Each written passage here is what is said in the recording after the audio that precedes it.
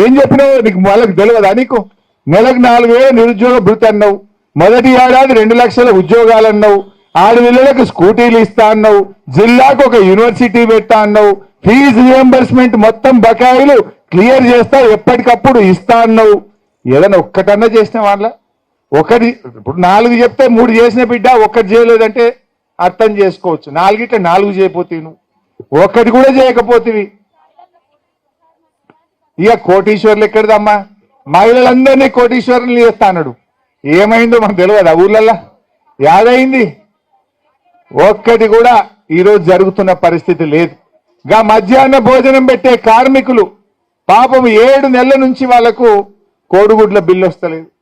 7 నెలల నుంచి పిల్లలకి అన్నం పెడితే ఆ మంచి నూనెనో పప్పు దినుసులు కొంటారు కదా, దాని బిల్లులు వస్తలేవు. 9వ తరగతికి 10వ తరగతి పిల్లలకు భోజనం పెడితే 7 నెలలు 8 నెలలు వాళ్ళు పాపం పనిచేసేదే 3,000కి. ఏడికెళ్ళి వస్తాయి పైసలు? ఆ జీతం అన్ని ఇచ్చిందంటే అది 6 నెలలకెళ్ళి పెండింగ్ ఉన్నది. జీతం 6 నెలలు పెండింగ్ ఉన్నది, వాళ్ళ కోడిగుడ్ల పైసలు 7 నెలలు పెండింగ్ ఉన్నాయి. ఎవరిని చేసినావు నువ్వు? మధ్యాహ్న భోజన కార్మికులంతా మహిళలు కాదా?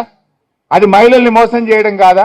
మా ఆశాలు 27,000 మంది ఆశాలు మహిళలు కాదా? ఇది మహిళల్ని మోసం చేయడం కాదా? అంగన్వాడీలు మహిళలు కాదా? మహిళల్ని మోసం చేయడం కాదా? మరి మా సీతక్క ఏం చేస్తుందో, మా సురేఖమ్మ ఏం చేస్తుందో? 2 మహిళా మంత్రులు ఉన్నారు. ఒక్కనాడన్నా మా అక్క చెల్లెలను ఆశాలను గట్ల రోడ్డు మీదకి దేవట్టిరి ఇస్తావా ఇయ్యవా రేవంత్ రెడ్డి అని మా సీతక్క అడిగితే రాదా? ఎందుకో అడగదు మా సీతక్క, ఎందుకో మాట్లాడేది మా సురేఖమ్మ. మా మహిళా మంత్రులు మా అక్క చెల్లెల పక్షాన మాట్లాడరా? రేవంత్ రెడ్డికి రాఖీ కట్టిండ్రు, రాఖీ కట్టినప్పుడు అడగచ్చు కదా, అన్నా రేవంత్ అన్నా నీకు రాఖీ కట్టినాం, మా ఆశలకు 18,000 ఇస్తామన్నాం, ఎప్పుడు ఇస్తావు రేవంత్ అన్నా అని అడిగేది.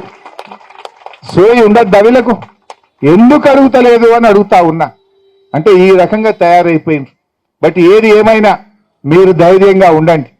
మీరు ఈ యూనియన్ ఆ యూనియన్ అని ఎవడన్నా మీ తెరువు వస్తే వాళ్ళకు తర్వాత ఏం పర్మనెంట్ వాళ్ళు మళ్ళా రారా 2-3 ఏళ్లకు మన దగ్గరికి? మర్చిపోతున్నారా? ఆ విషయం మర్చిపోవద్దు వాళ్ళు.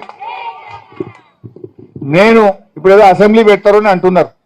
తప్పకుండా ఎప్పుడు అసెంబ్లీ పెట్టినా బీఆర్ఎస్ పార్టీ పక్షాన ఈ ముఖ్యమంత్రిని ప్రభుత్వాన్ని ఆశా వర్కర్ల సమస్యల మీద నిలదీస్తాం.